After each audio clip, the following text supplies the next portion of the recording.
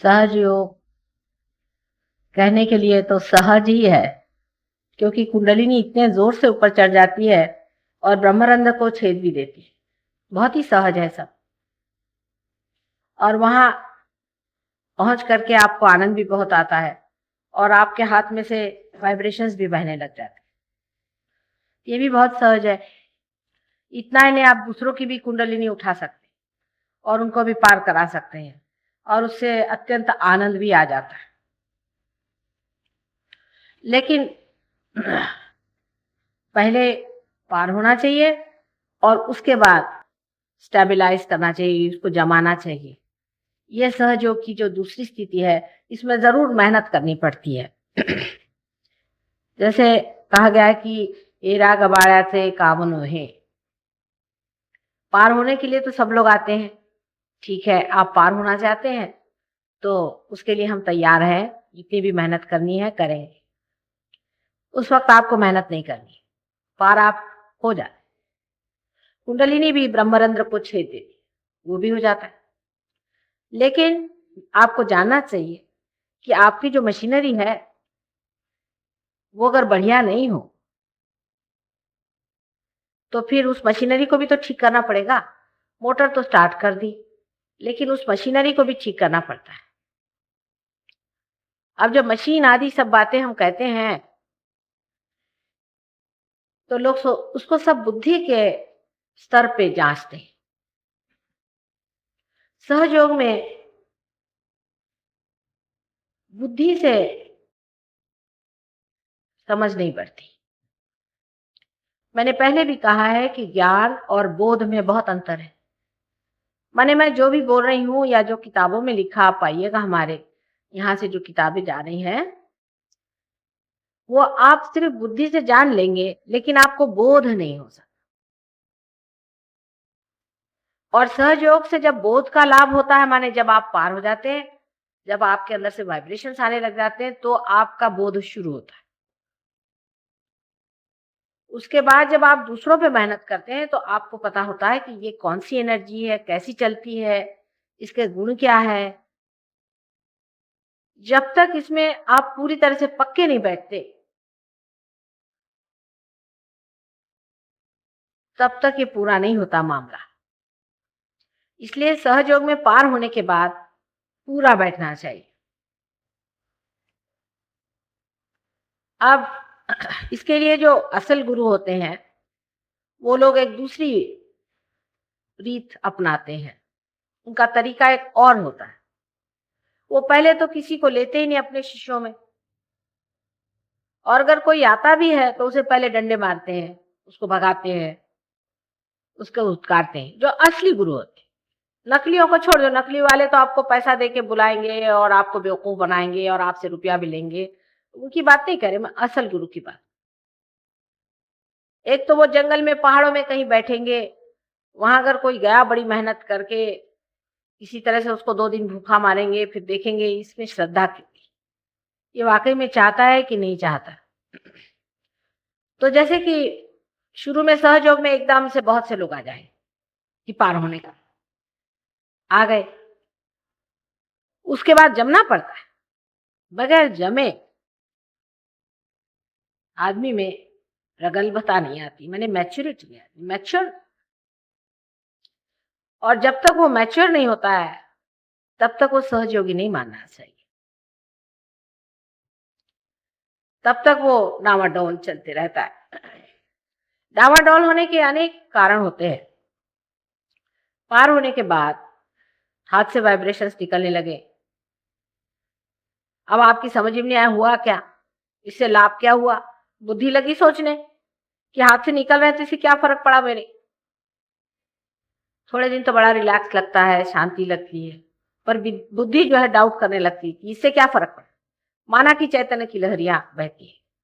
जैसे कि हमने आपको 2,000 रुपया दे दिया कि भाई लो भाई, हमने तुमको धन दे दिया। अब आपको मालूम नहीं कि रुपया क्या चीज है, तो आप लेके बैठे पूछे भाई ये क्या चीज है बेकार की, हमको काय को दे दी। उसको जब तक आप खर्चा नहीं करेंगे, उसको इस्तेमाल नहीं करेंगे, तब तक आप कैसे जानिएगा कि ये क्या चीज हमने आपको दे दी। इसको इस्तेमाल करना पड़ता है। तो शुरू में अधिकतर सहयोगी जब आते हैं, मैं देखती हूँ तो उनकी बातें ऐसी चलती हैं कि माँ मेरी ये तबीयत खराब है, चलो तो कुछ हो गया, हमें फायदा हो गया, आपके पास आया तो उससे मेरी ये तकलीफ ठीक हो गई, मेरे पैर में शिकायत थी ठीक हो गई, ये शिकायत ठीक हो गई। फिर जरा सा आगे बढ़े, फिर शुरू हुआ लेकिन मेरी माँ बीमार है, उसको मैं ले आता हूँ, फिर मेरे बाप बीमार है, उनको मैं ले आता हूँ। ऐसा दूसरा स्तर चलता है। उसके बाद ये होगा कि मेरे पास कोई नौकरी नहीं है, घर नहीं है, इसका इंतजाम आप करा दो माँ, ये भी चलता। लेकिन पहले योग को बिठाना चाहिए, क्योंकि चित्त अगर आपने और जगह ले गए तो योग नहीं बैठता। ठीक है, ऐसा हिसाब रखें कि समझ लीजिए कि एक आदमी है, वो पार हो गए और उन्होंने मुझसे कहा कि मेरा घर ठीक कर दो, ठीक हो गया। आपकी बीवी बीमार है, वो भी ठीक हो गई। बच्चे नहीं होते, चलो बच्चे भी हो गए, तो भी क्या हुआ? किसके पास घर नहीं है, किसके पास बच्चे नहीं है, किसके पास आराम नहीं है? बहुतों के पास में है। ऐसे अनेक दुनिया में हैं, उनसे क्या फायदा होने वाला है संसार? परमात्मा भी तो अपनी दृष्टि से विचार करेगा कि नहीं, कि इसको फायदा कराने से क्या फायदा, इसको इतना लाभ देने से क्या फायदा है? इसने कहा घर दे दिया। फिर जिस आदमी की तृष्णा उतनी ही रहती है, उसको घर मिल गया, वो बैठ गया, चल भाई मेरे को तो बड़ा लाभ हुआ। हमारे फोटो, आपको विश्वास होगा, इस बंबई शहर में कम से कम 10,000 पूजे जाते हैं, कम से कम 10,000 घरों में पूजे जाते हैं मेरे फोटो इस बंबई शहर, कम से कम। ज्यादा होंगे तो पता नहीं, ये लोग तो बोलते हैं कि 20,000 करीबन बिके, लेकिन कम से कम पूजे जाते हैं 10,000। अलग अलग सेंटर्स पे काफी अच्छे लोग तैयार भी हुए, लेकिन इन 10,000 में से कम मेरे ख्याल से 70% लोग यही होंगे कि सुबह से शाम मेरे फोटो के आगे आकर के माँ मेरे बेटे को ठीक कर दे, तो मेरे भाई को ठीक कर दे, वो कर दे, वो कर दे, ये चलता है। पहले अपने योग को जमा लो। मैं कहती चलो 2 साल अपनी स्थगित करो बात, और 2 साल में आप लोग अपने योग जमा लो।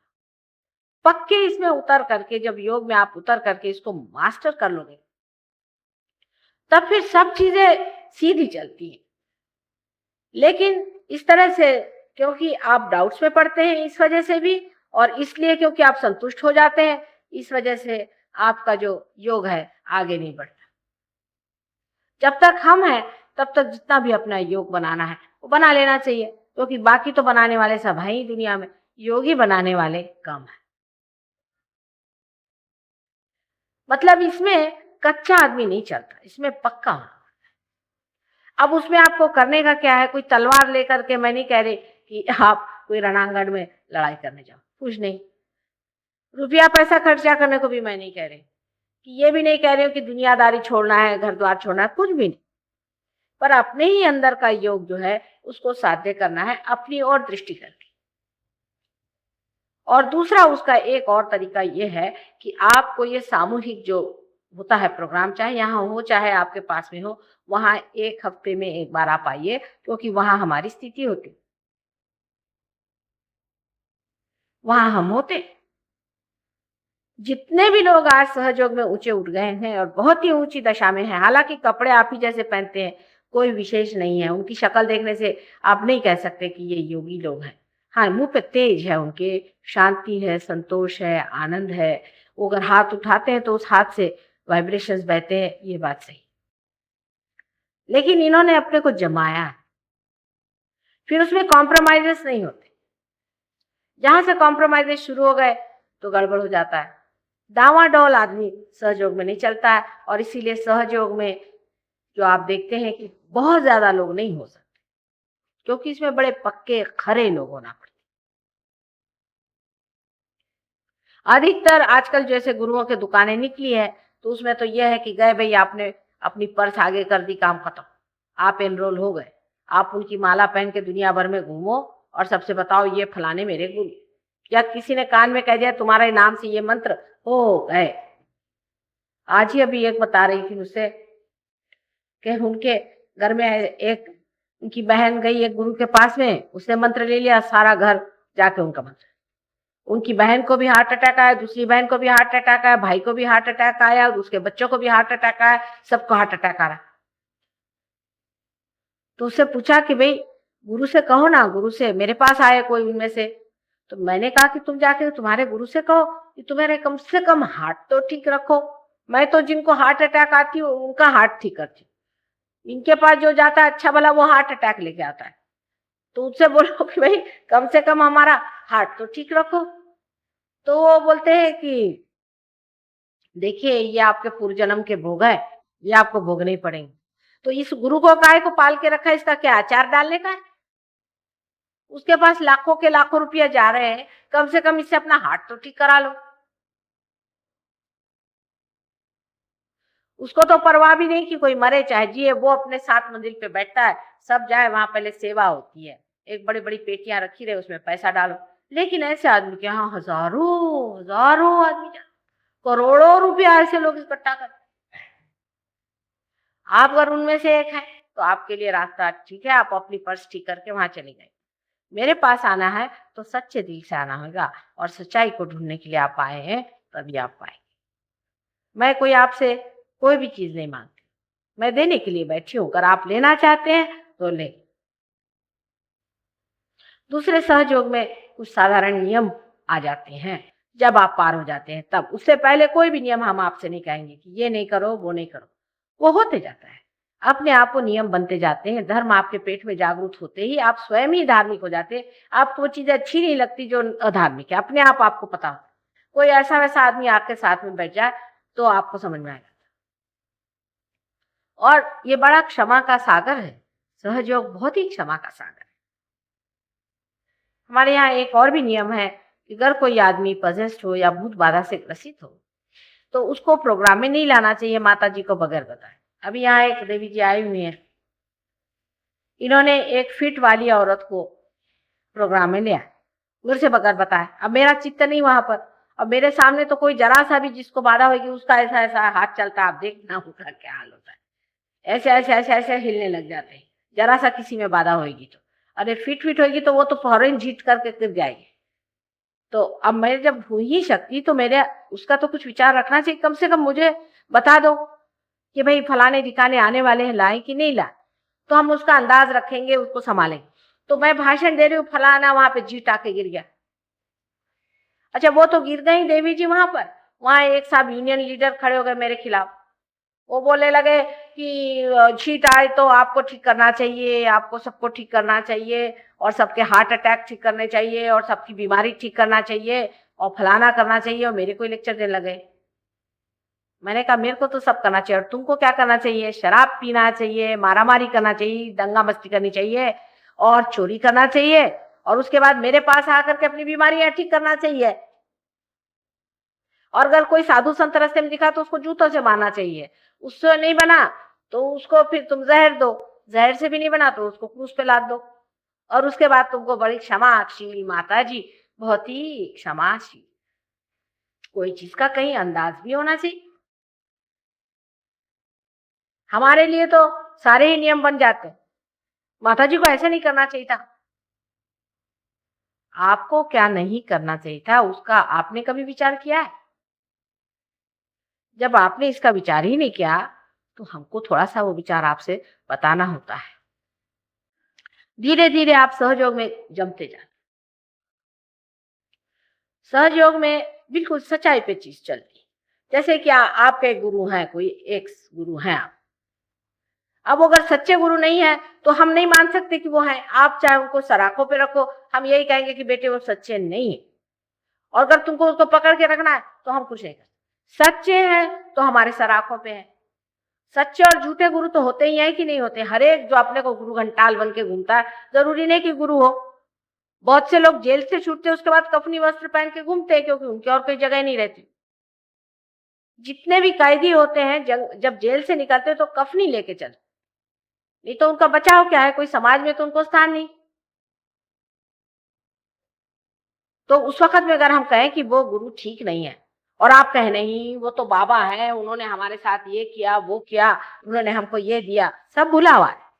अगर वो सच्चे नहीं है, उन्होंने कुछ भी किया हमारे लिए, वो झूठे हैं, सो झूठे। तो आप दोनों चीज को तो मान नहीं सकते। अभी इधर एक गुलाब बाबा करके निकले हुए ना, उनको आप मेरी बस अपना नाम ही बता तो उनकी हुलिया टाइट हो जाए। वो महाशय यहाँ पर एक हमारे शिपिंग कॉर्पोरेशन में एक पर्सर साहब थे, उनके पिताजी यहाँ नौकरी करते। उनको यहाँ कुछ ऐसे थे, वो कोई कोई लड़के खराब जाते वैसे आदमी थे, तो उनको शिपिंग कॉर्पोरेशन में लगा दिया। चलो भाई कुछ तो करो। जब वो वहां से छूट के आए तो उन्होंने, उनके बाप मर गए तो उनका सब घर बेच दिया, बीवी को उसके जेवर बेच दिए और माँ के सब जेवर बेच दिया और वो भाग गए, लापता हो गए। अब वो माँ बेचारी रोती हुई है, अब क्या करें, हमारा घर भी चला गया, हम कहाँ जाए, बच्चे हैं उसके। उसके बाद उसने आके बताया कि नहीं माता जी वो मिल गए हैं, कहीं ना कहीं हैं, और मुझे रुपया भेजा काफी सारा। मैंने कहा भाई पता करो कहाँ है, कहाँ से रुपया भेजा, क्योंकि तो लफंटू आदमी है, पता नहीं किसको हाथ मारा होगा, पता करो। तो भी पता नहीं। उसने कहा पता नहीं, पैसा तो भेजा है, मैं घर तो वापस ले लेती हूँ, फिर देखेंगे। उसके बाद फिर 1 साल बाद चिट्ठी आई कि मैं नागपुर में हूँ, गुलाब बाबा नाम से मशहूर। अभी उधर जाके वो चमत्कार करते हैं। तो जब मैं नागपुर जाने की थी तो मैंने खबर भेजी कि भाई वो गुलाब बाबा से बोलना कि माता जी निर्मला देवी आ रही हैं। तो वो 1 महीना कहीं नजर ही नहीं आया, पता नहीं कहाँ गायब हो गए। उसका नाम छोटू था, हम उसको खूब अच्छे से जानते। अभी किसी गुलाब बाबा वाले को बोलूं कि अरे भैया तेरा गुलाब बाबा तो ऐसा आदमी है, उसको कसो माता जी तुम्हें मनता हो ते क्यों उड़े मोठे। अभी क्या मैं उसको एक झापड़ मुंह पे लगाऊं अगर मेरे दिखाई दे। काय तुम्ही गेले होते का गुलाब बाबाकडे? हा, म्हणूनच म्हटलं मी, कसं ओळखते मी, कळलं का? सबको समझती हूँ मैं, किसके पास जाके आए किसके। फिर बोलते माँ तुमको कैसे मालूम? इसीलिए गुलाब बाबा की बात बताई, त्याच्या आईला भेटून या म्हणजे कळतील गुलाब बाबा कोण आहेत ते, गाढव कुठला।